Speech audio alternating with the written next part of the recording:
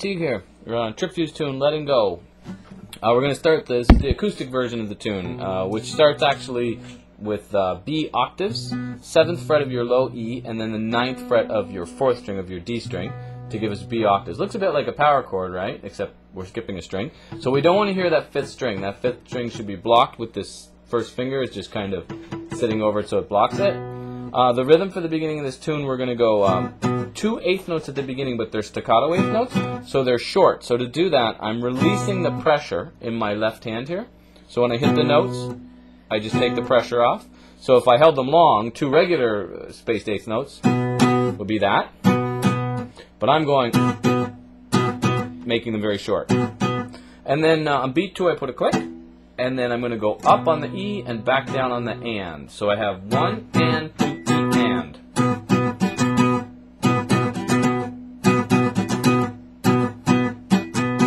And then from here I go to my D, which would be the 10th fret and the 12th fret, D.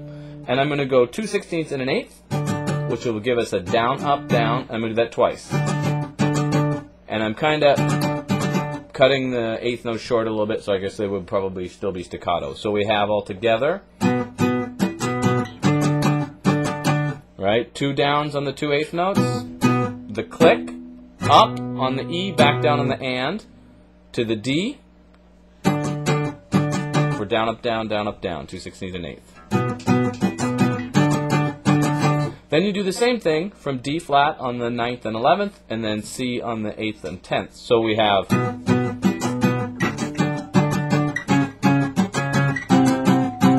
sorry, a little messy there.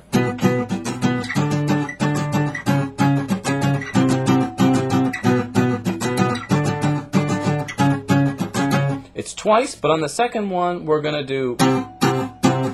put quarter note triplets on beat 3 and 4. So if this was our beat, triplets are spaced, right? I've talked about 8th note triplets in other lessons.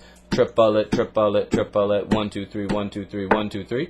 But these are quarter note triplets, so they're 3 against 2, which gives us a triplet, triplet, 1 2 3, 1 2 3. So those on this C are the second time around. So altogether our intro.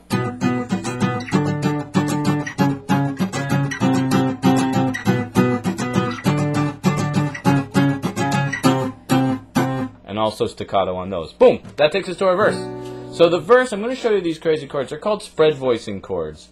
It's basically, this beginning chord is just a B minor, but instead of playing it like we might play as a bar chord or as just a small B minor or whatever, we're kind of spacing the notes far apart. So I'm going to play a B. They're a little bit difficult to play. I mean, a little bit of a stretch, I guess, but other than that, they're not too bad.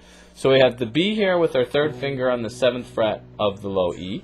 F sharp with the 1st finger on the 4th fret of your, make sure the nut is in the picture here so you can see where I am exactly, 4th fret of your D, and then pinky on the 7th fret of your G string to give us a B, an F sharp, and a D.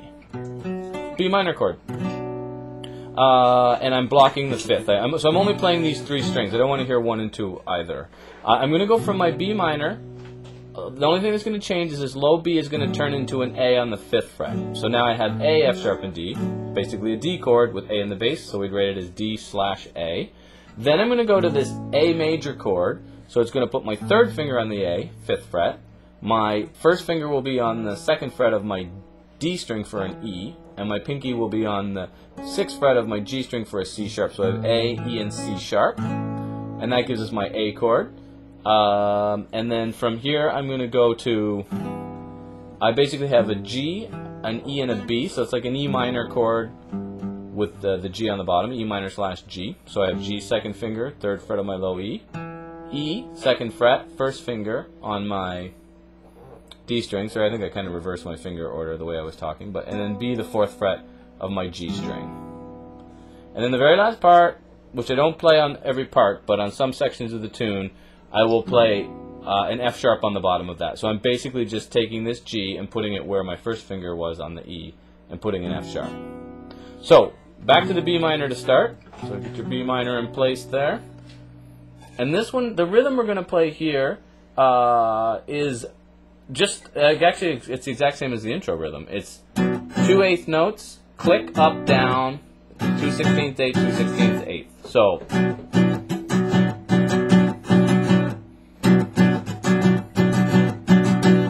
we'll do one measure of each. So 3E and 4E and. That's our, we said our D chord with A in the bass, and then our A chord,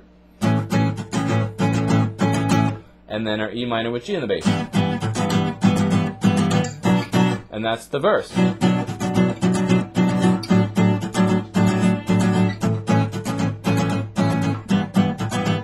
That's all I need from you. That's that part. And then the next part, and the second part of the verse, same chords, but I changed the rhythm a little tiny bit. I don't play on beat 1. I rest on beat 1. On the and of beat 1, I play the chord. The acoustic version is a little bit different. Well, obviously it's quite different than the real version, but some of the guitar parts are the same as far as how they're played. And so far what I've showed you is the same on the real version versus the acoustic. But this part, on the acoustic version, I just went down on the and of 1, clicked on 2, and then up on the E of 2. So I 1 and 2E, 1 and 2E, and then beat 3 down, up on the and down on the and of 4. 3E and of 4. Sorry, the and of 4. 3E and of 4E and. So I have rest, and again that staccato feel stays throughout. On the recorded version, I go. So I rest the same thing, I play on the and of 1, and then I go a quick down up on 2. 1 and 2E and 3E and a 4 and. So, I know that was a little confusing, but here's that rhythm slowly. The important thing is you'll go rest, down, click, up, down, up, down. So the second part of the verse. Same chords.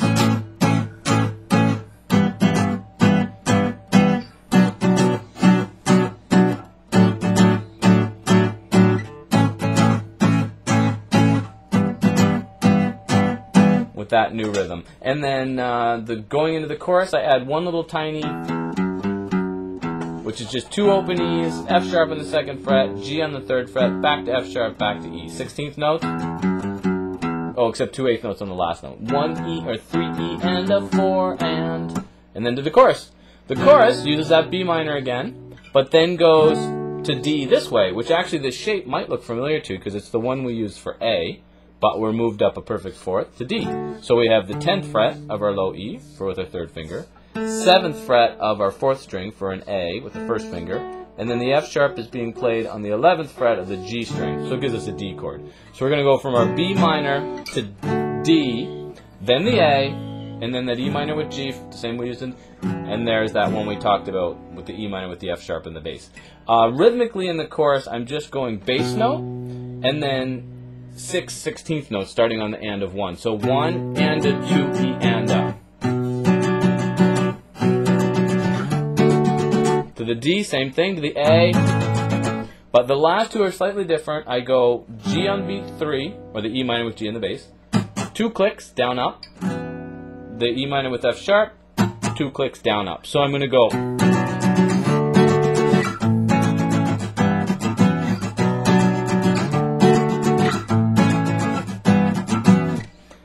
And that's about it. See, for the chorus and the verse, I go back to this thing at one point.